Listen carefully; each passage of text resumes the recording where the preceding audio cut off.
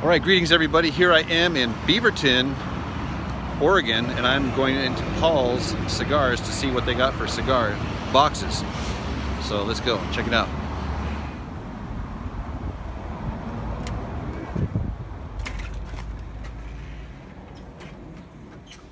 Well, well, well, looky there.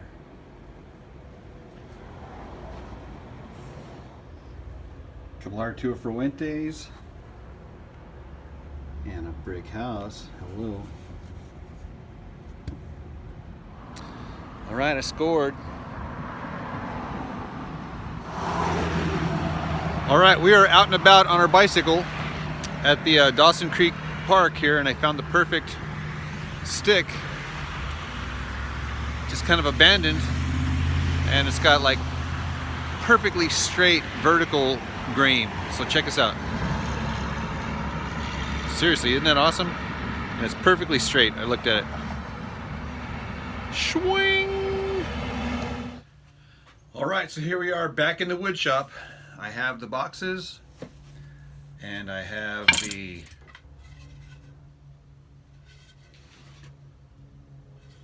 neck. And as I was going through these boxes, I was thinking to myself, I've built many brick houses, and these Arturo Fuentes, they're great boxes. They were great boxes. No, seriously, these are awesome boxes. But what I was thinking about doing was, I've never built one using these real shiny ROMEO boxes. They look awesome. My gosh. So anyhow, I was thinking I could use one of these orange highlighted Home Depot necks fretboards to set it off. But first things first, this place is a total disaster. Oh my gosh. So we need to clean up.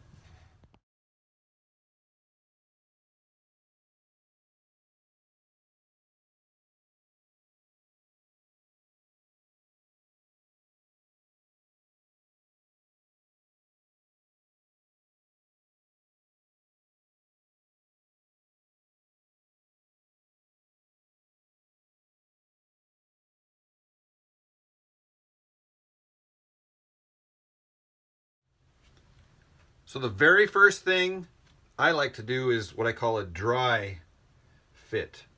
I lay everything out, and then I measure, and then I make sure that all the proportions and dimensions and everything is exactly correct. So what I do, I start off with is the fretboard template, and I decided on a 23-inch scale, just because this is a little bit smaller box and I wanted it to be proportional. So I went ahead and cut the Home Depot ruler, and I did it so that this side here is the one side. So one is going to be up here, so it's right side up, and it starts at one and increases as it comes this way. So you might think it's backwards, but when you're sitting there playing and you're looking at it, it's actually one is up here and it goes this way. So the other thing is you got to decide how many frets you want. So I decided that I like 20 frets on this one here. So I went ahead and marked it and measured it to be exactly 20 frets. And then I cut this off here. Again, I like to use a 0 fret. And so I decided where the headstock would be. And again, a little bit smaller space here so that it's all proportional to the entire build. And then I get my long metal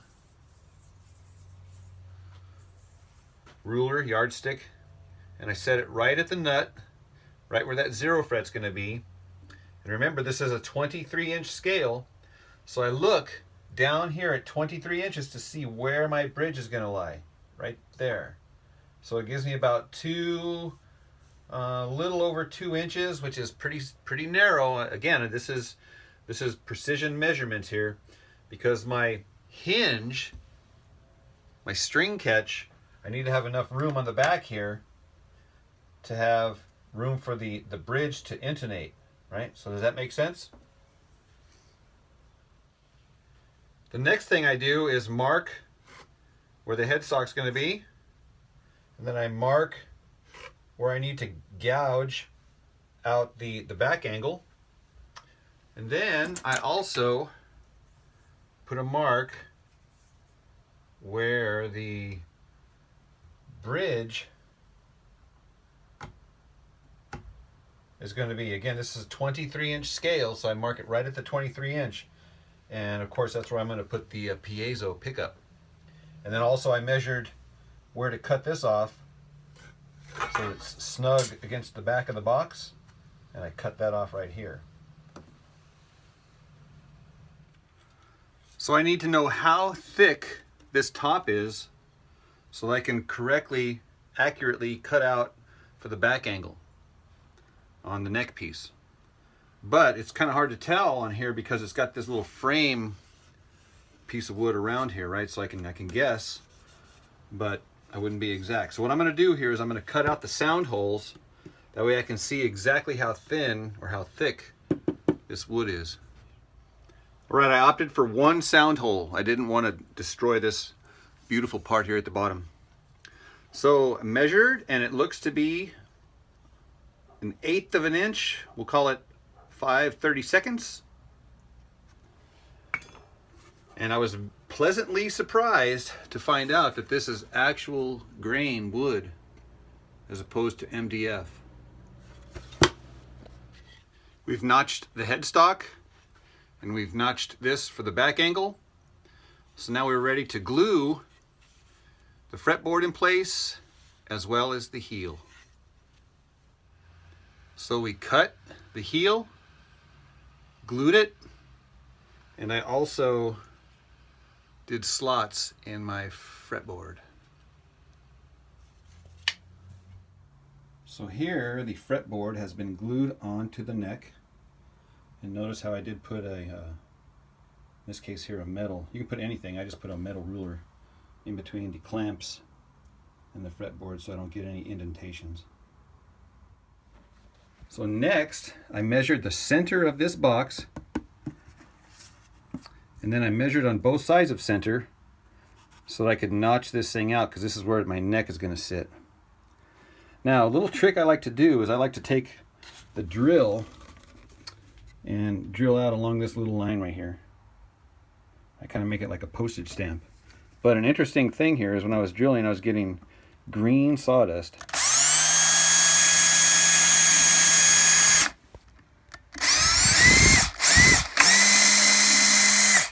So what the heck? Green sawdust? So once I make a little dotted line, then I'll take the drill, kind of go at an angle.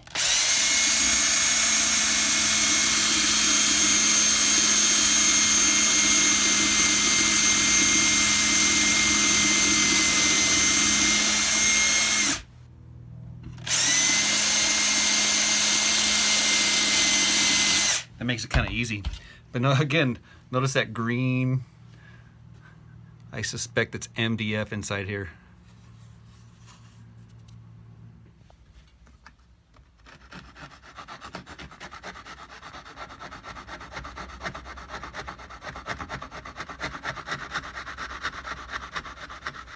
All right, so once you have these things cut out, then you can just bend it back. Yep, sure enough, green. The heck? What I like to do is I cut these things a little bit, just a tiny little bit smaller and not quite as deep as it needs to be. And then I go and I carve it out so that not only it's smooth, right, but that now I can get the precise depth, exact tight fit right here on both sides, right? There's no gap. Same thing with the top. So that when you put it together, right, it is like there's no gap right there on the back either. It's just tight, tight, tight all around. Now comes my favorite part, and that is carving the neck.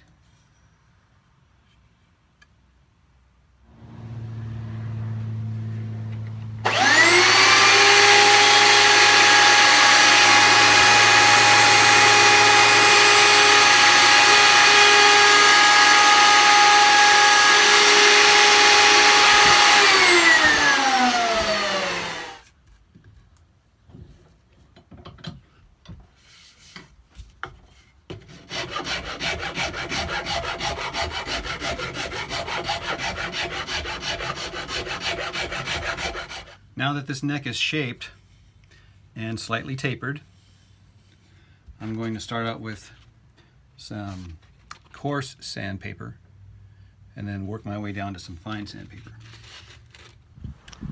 Alright, so what I did is carved it, sanded it, then stained it black, then rubbed it off so that the yellow could be contrast, or the orange. And now I'm spraying it with this clear so that it's shiny like the box.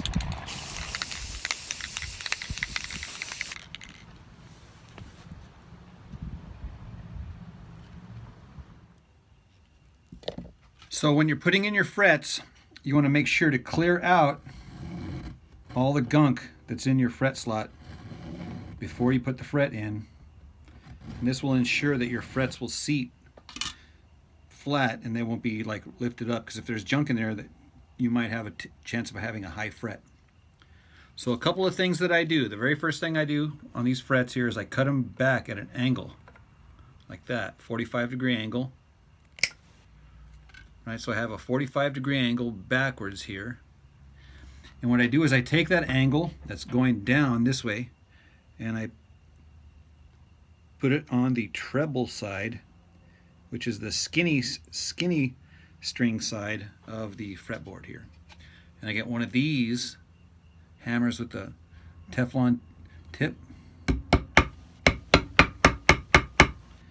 tap it in. Now when I cut this fret, notice I have that 45-degree angle. I know it's kind of hard to see here. It's about a 45-degree angle. And again, I just repeat, I put the angle going back on the treble side. And the reason why I do that is because after I file and dress and polish my fret ends here, that there's no like little thing sticking out here. In fact, the tang part of it is sticking back, so I don't have the risk potential of feeling those frets in time as I'm playing, because they're popping out. And as most of you are already aware, I do like to use this grinding wheel to take off the edges of my frets.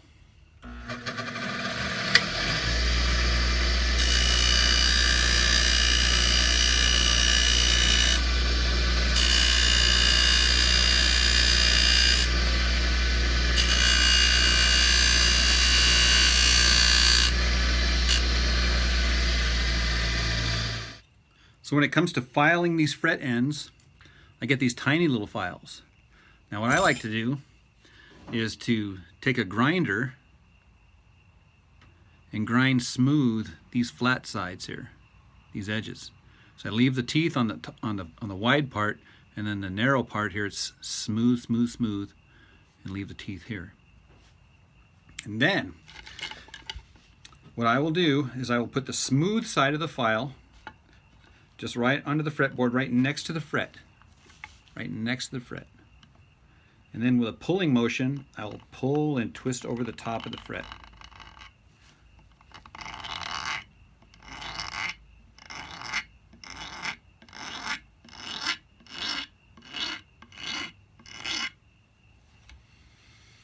And then I'll do the same thing for the other side of the fret.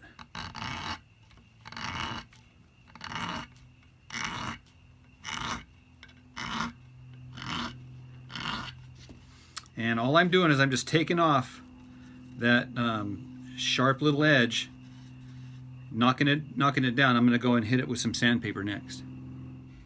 Next, I get some real fine grit sandpaper, And I position the neck so I can kind of see the reflection of my little edges here in the light. And then I just polish.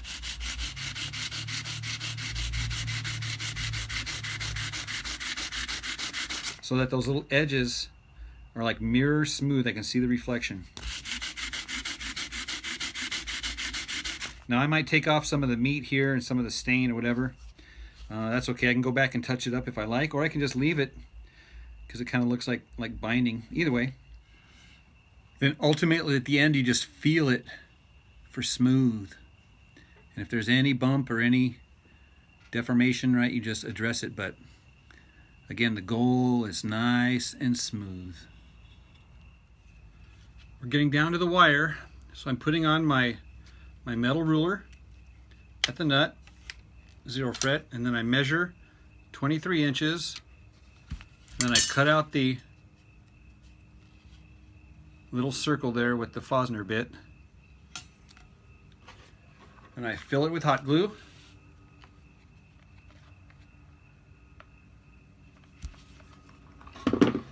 Then I put my piezo with the leads into the hot glue.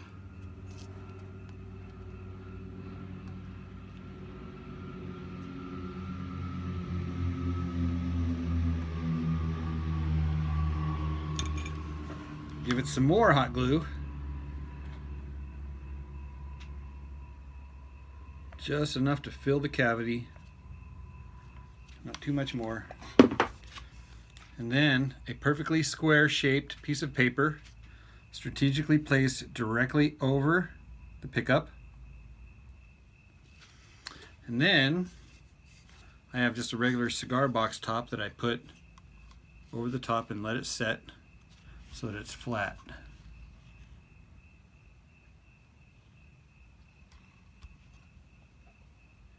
All right, a couple little details before we button it up. Notice how the piezo is embedded in hot glue. And then notice this shelf. There's a little trough right here. It's kind of dug down so that the cigar box top is going to rest right here on this little shelf and right here at the piezo. That's an important little detail there.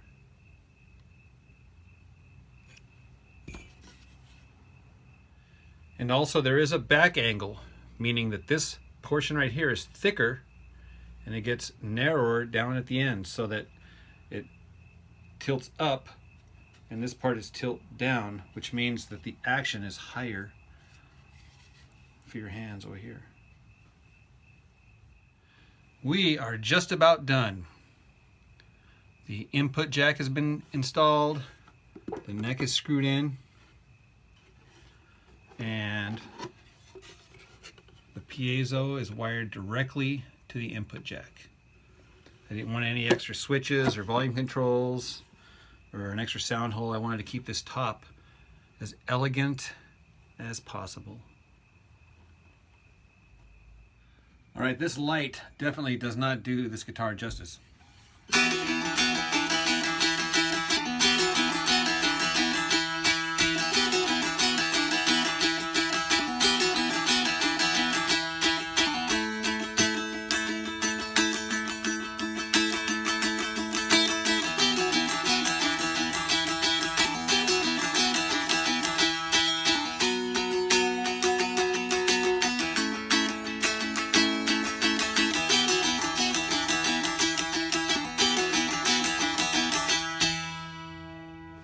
So this is the 26 gauge, the 17 gauge, and the 13 gauge, and I'm tuned E, B, E.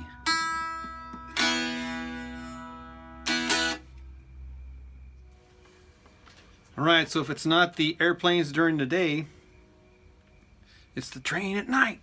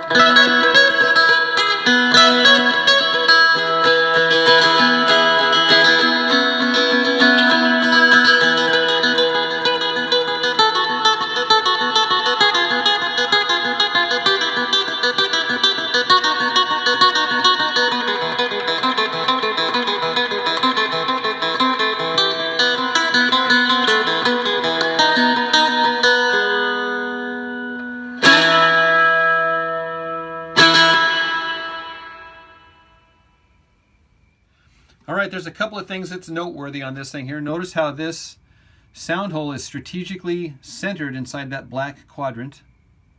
The second thing is the back is felt. Have you ever felt the back of a cigar box guitar? Next is the gold appointments. The gold letters, the gold grommet, the gold hinge, the gold inlays on the top there, the gold eyeliners and tuner grommets. So it's got a golden theme. It even has a golden hook on the top.